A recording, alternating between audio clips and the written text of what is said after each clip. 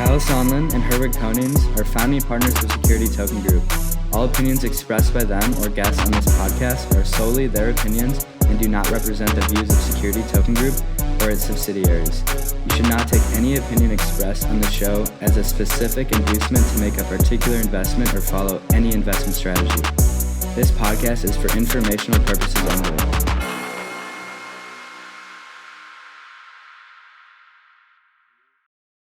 Hello everyone and welcome back to the Security Token Show. I can't wait to dive into another episode here in sunny Miami, Florida. I'm your host Kyle Sonlin, joined as always by my co-host Herwig Konings, and we have a real doozy of a main topic coming at you this week, the Jobs Act. We're going to see some serious changes to the accredited investors, but we'll get into that later in the episode. For now, we want to talk about Realty, the sponsor of this week's episode. You may know Realty. We've covered them all the time here on the podcast. Why? Because they're the largest tokenized real estate issuer in the world. They've done over 150 tokenized properties. These are single family homes, multifamily properties, as well as some commercial as well here in the United States. And what they're doing is they're taking these properties, they're fractionalizing them, creating tokens that they're selling to some in the US, but mostly international investors who are buying into US real estate and getting a dividend paid out via stablecoin into their wallets daily based off of the rental income. This is a fascinating structure. It's worked incredibly well, and we're fortunate to have them as a sponsor because this is a leading real asset tokenization provider in the market. So if you don't know anything about Realty or you want to learn more, follow them on socials or go to realty.co for more information. They're based just in Boca, right here in South Florida. Always thankful to our sponsors for making this show possible. And with that, I think we can get right into it, Kyle. Let's go to the top 5. So for article number 1, this is a really cool new security token coming to market from Investax. They're based in Singapore, and essentially what they did is they took a Bored Ape. This is a multi-$100,000 NFT picture of a monkey that was based here in Miami Beach, actually, the founders, by the way. But they've taken a monkey JPEG and they're fractionalizing it. You can now invest I think it's 1,000 shares of the IXAPE is the ticker, IXAPE tokens that are going to be trading on IXSwap, which is the decentralized exchange built by Investax's platform.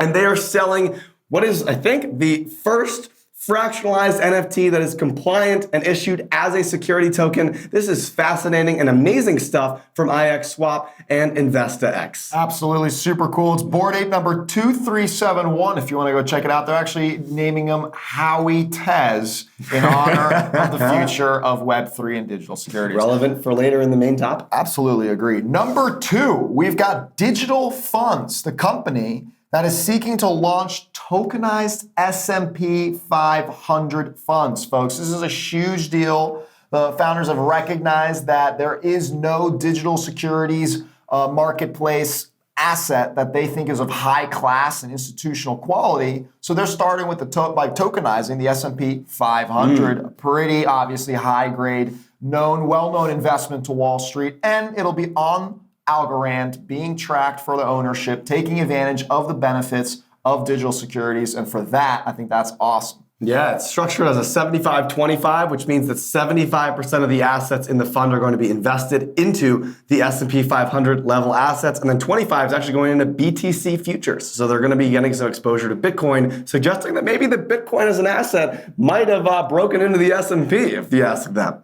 Number 3, we've got a Metaverse security token offering. This is coming from Limitless, which is a startup, essentially platform that is going to be a launch pad for new issuers to come to market and drive their startups through getting exposure, as well as some of the kind of accelerator style of services that are being provided to it.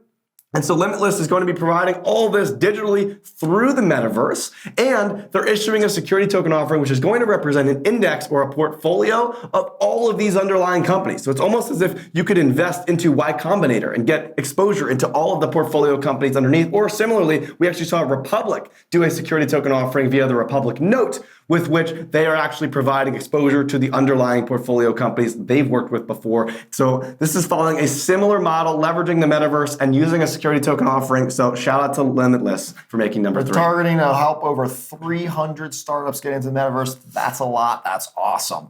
Number 4, we have blockchain.com, one of the bigger names in the crypto exchange world. They are officially on track for an IPO this year, and that's pretty big news. Everybody's got their eyes on major crypto companies since Coinbase has gone public, and now whether it's crypto.com, whether it's at one of the other major players, blockchain.com is going to beat them to the punch maybe with their own IPO. Another major sign, as we're talking about, that Wall Street is starting to adopt crypto. Coming just on the heels of their Series D, valuing them at $14 billion.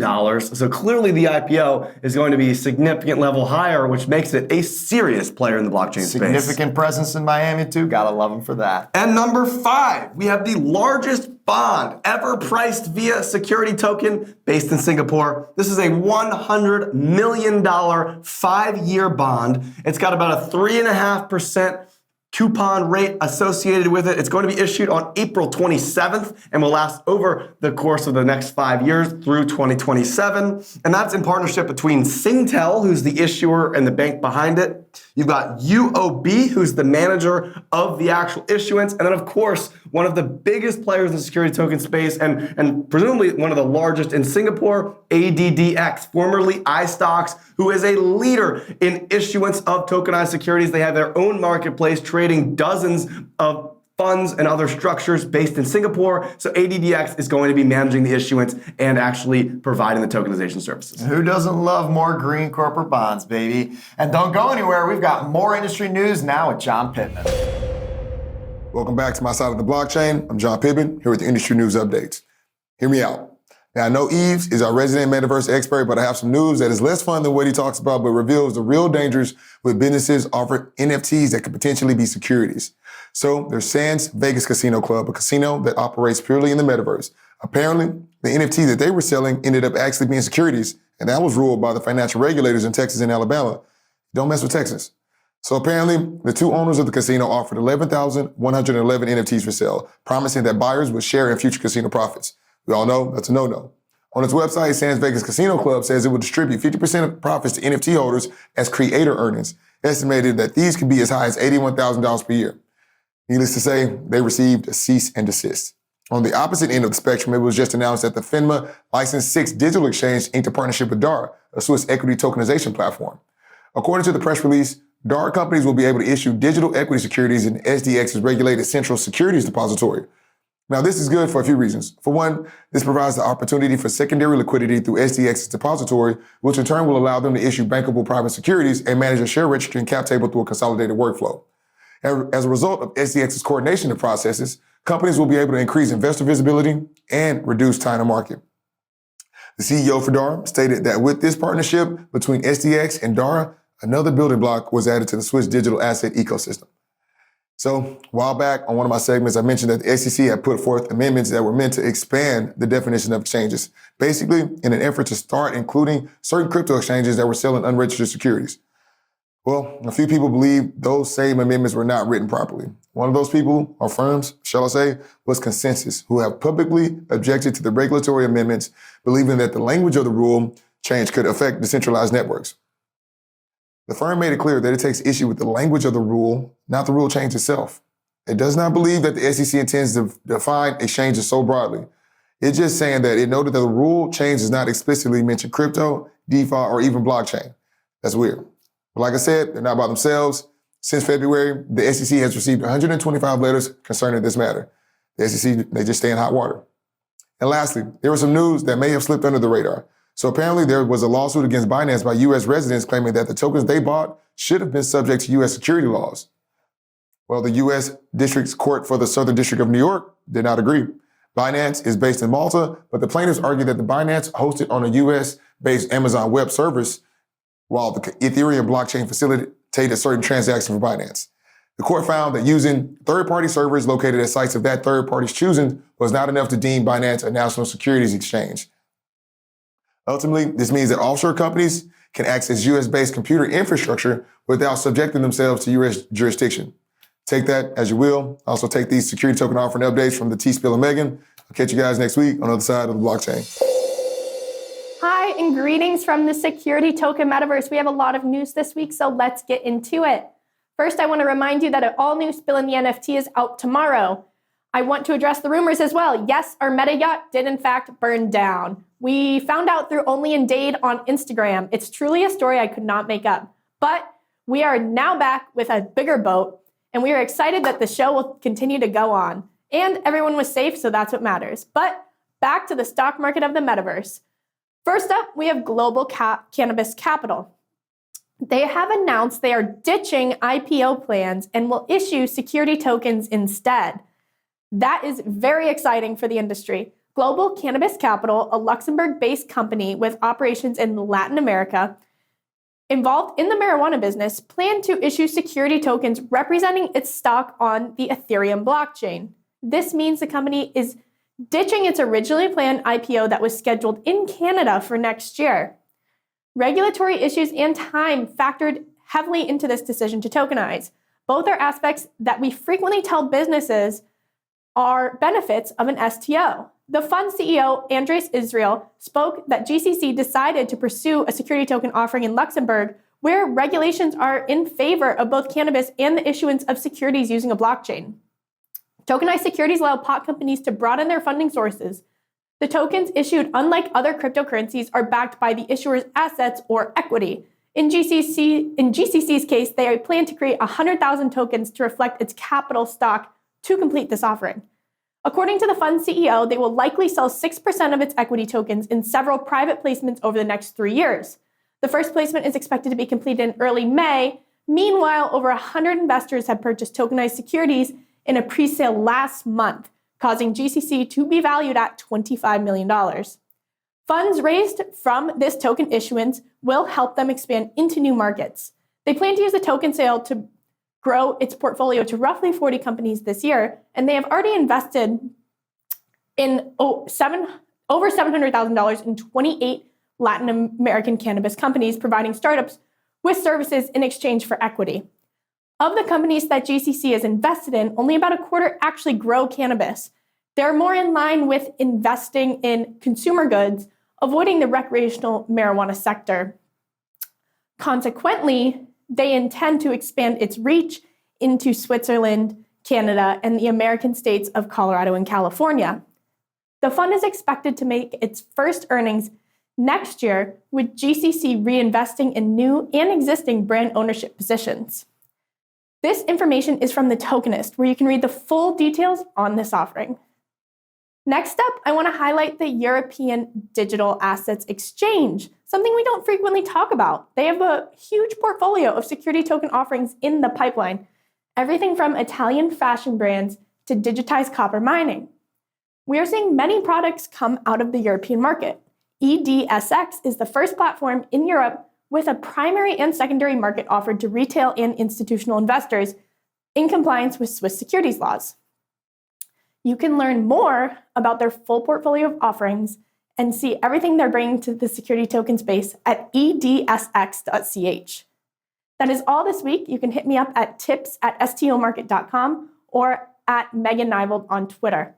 In the meantime, I'll see you next week, and I'm going to pass this over to Sam Sachs for an electric market update. Hello and happy Monday. The market cap this week is up an astounding 10% to $19.8 billion.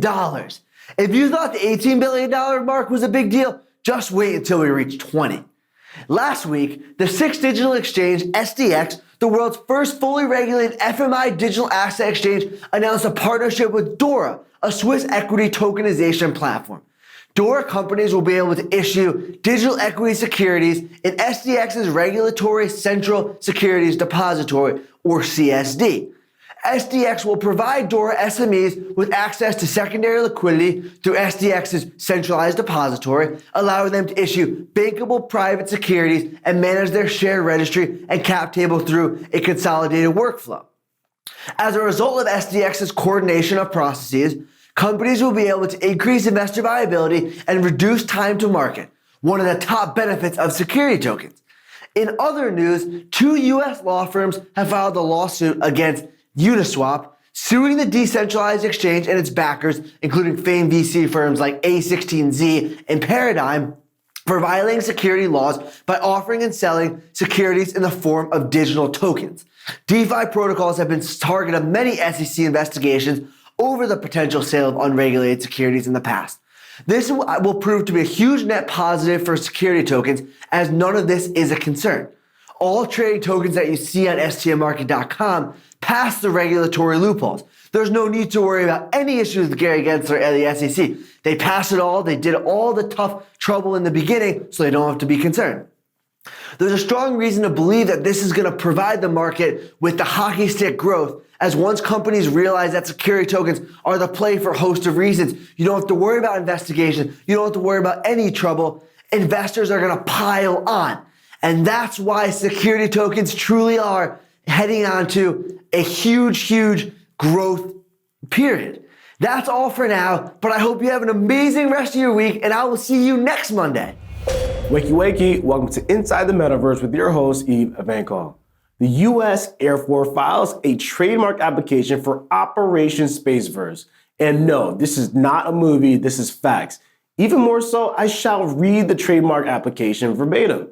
A secure digital metaverse that converges terrestrial and space physical digital realities and provides synthetic and simulated extended reality training, testing, operations, and environments.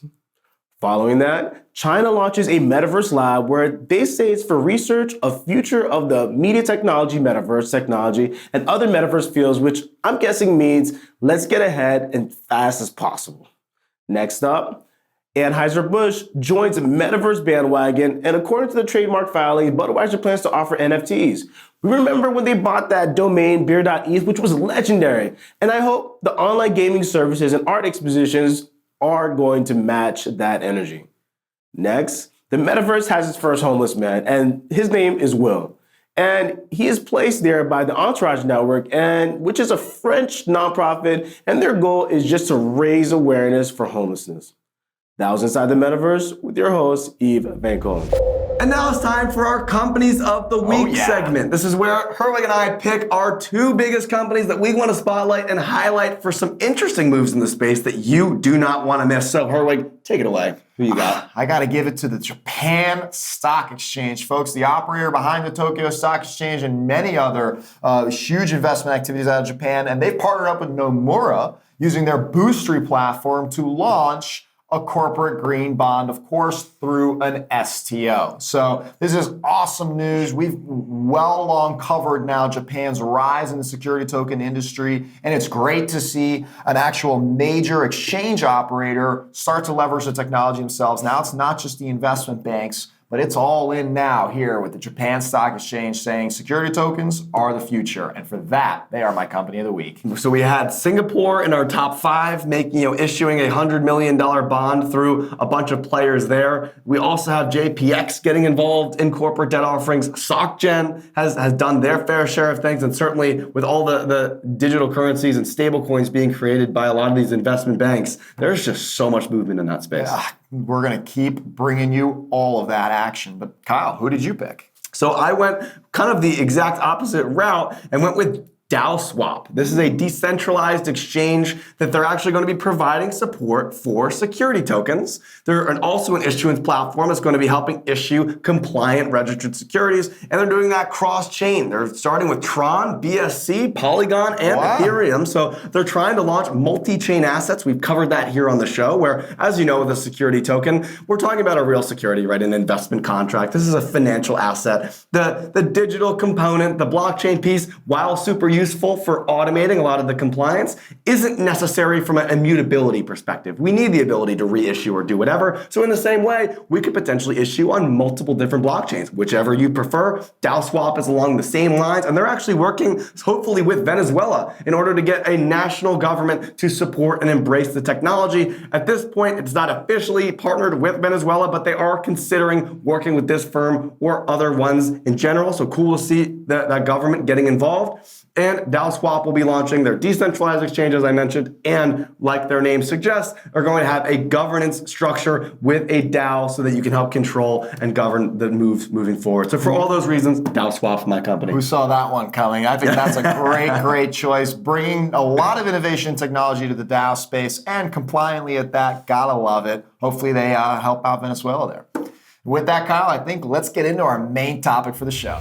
Jobs Act. What do you know about it? Happens to be the very thing that brings crowdfunding and security tokens to the world today, at least here in the United States. It was passed in 2012 and set up the infrastructure and the rules that allowed for these new exemptions, including retail crowdfunding for businesses like we are using for our very own media company behind this show, Security Token Market. And so for all those reasons, we have to be very thankful to the Jobs Act. But it wasn't perfect on delivery, was it, Kyle? Now we're actually looking at a new bill release, looking at the Jobs Act 4.0. So let's talk about the fact that alongside crowdfunding, which was certainly a game changer in embracing the ability to have the crowd fund your project, the biggest adoption of the Jobs Act was probably Reg D 506C, right? So this is the exemption that allows you to raise as much money as you'd like, uncapped. Billions if you wanted. But it comes with a cost. And that cost is that you have to be accredited only as an investor. And so the accredited investor definition has been a contentious topic since the launch of the Jobs Act. It currently stands at an income level requirement. And that's really the only way that you can get accredited, aside from some investment banking licenses that was recently just added. But for the most part, you need to have a certain level of income. What is that again, Herwig? It's $200,000 a year for at least 2 years, or with your spouse, $300,000. Right. So you have to be a rich person, basically. And the way that the government looks at it is they say, well, you've got enough money to lose, so we're not going to, monitor you as strictly as we would somebody that maybe has more to lose, despite the fact that like any old person can go to Vegas and gamble away everything or buy lottery tickets, right? So there's been a lot of kind of complaints around the fact that this doesn't actually really help anybody, and you're only just forcing them into less viable opportunities to make money. And some argue that that's a big reason why there's some of these wealth gap issues around the world, but certainly here in the United States in this regard. And so because of that, this Jobs Act 4.0, Pat Toomey is from Pennsylvania. He's a senator, and he put forth this proposal to expand the accredited investor definition, therefore making more people able to invest. I think you're jumping right into one of the favorite things about this bill, folks, but there's actually over 24 measures that's brought up into this bill, that being just one of them, actually. So very good job, Pat Toomey, for continuing the good fight and trying to make the Jobs Act a better thing. And that is, let's jump right into that one. That's a big one. The accredited investor definition. You can also have $1 million in net worth, not including your primary residence, to also qualify for this. And that's, as Kyle put it, the way you can qualify for the riskiest investments in the world, according to the SEC. They just also happen to be some of the potentially most lucrative.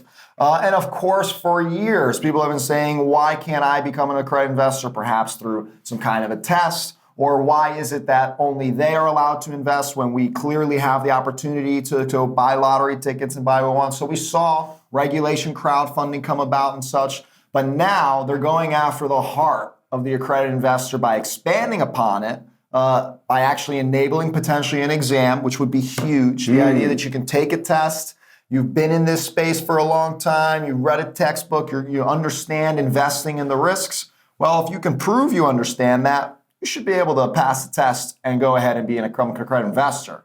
Now, for those of who are not really ready to go to that level, but still they see the opportunity to invest in something that could be huge, well, Toomey has suggested that everybody be able to invest in Reg D investments, not just accredited investors, at least up to 10% of their income. So I think that's another big one here. Massive. Credit investor definition, getting attacked, Jobs Act 4.0. Maybe we're going to make it better. Yeah, so I guess there's two ways you could attack this process, right? You could make the accreditation standard easier to reach, potentially through an education component, which I think really makes a lot of sense, right? Realistically, of course, I think that there's a fair argument to be made that if you have enough money that you can just get away with making a risky investment, sure. But I think that there should be other ways to say, you know what? instead of you saying I can just lose all my money, how about I suggest that I'm educated enough to be able to spend my money how I want to, right? So this is that kind of education component, which I think is fascinating. We've talked about this on the show before. Maybe We've even recommended it. We've recommended it. I think I remember specifically us having the conversation around graduate degrees or something like that would suggest, yes, you know what, I am sophisticated enough to invest on my own behalf.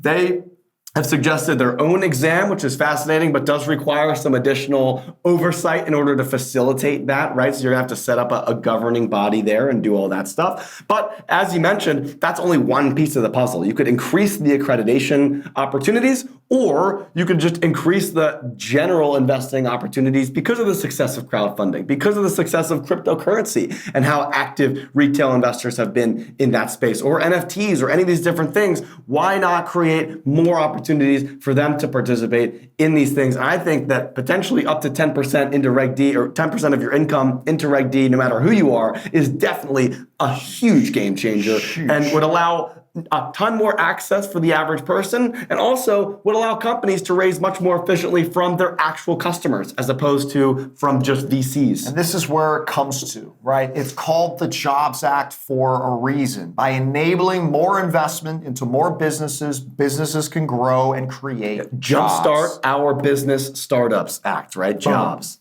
So with that, hopefully we're going to see those changes happen. And actually, there are maybe two more worth mentioning. Fire away. Quarterly reporting companies publicly would be allowed to switch and elect to switch to a semi-annual for any public company. For any public company. Interesting. So that would be major. You know, the idea that you don't have to be completely focused on this quarterly performance and be able to draw out a larger strategy and not necessarily get valued by Wall Street on such, you know, microscopic kind of focus.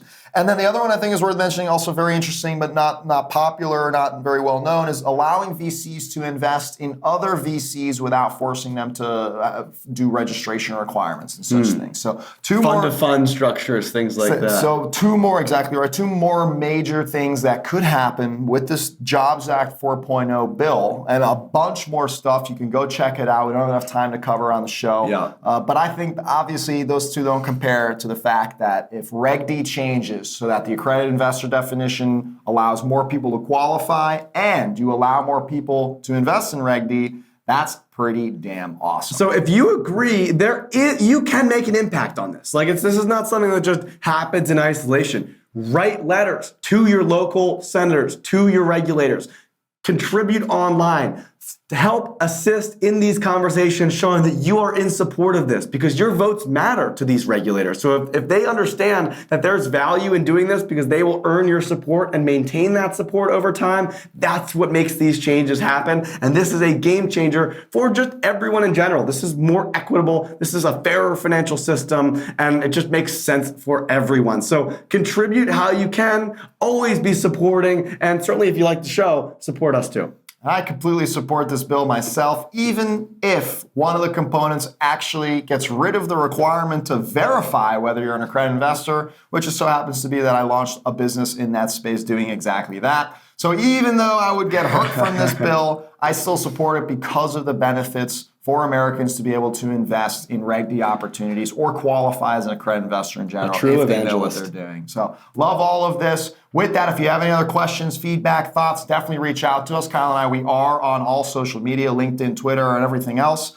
And of course, STM.co now, folks. STOmarket.com is how you know it, but now it's just STM.co. I like just 5. STM.co. You can go check that out and get all the latest information on security tokens. What are the tokens trading at? What's the latest news? And everything else from our community, like Discord and everything else. Go check that out. Like, comment, subscribe, share the love. We really would appreciate it. We put so much effort into this between all of us here on the show, from the faces of the production, as well as to everyone behind the scenes. Your love and support means the world to us. So please share this with anybody in your network that you think it would be relevant for, and we'll talk to you next week. With that, happy tokenizing.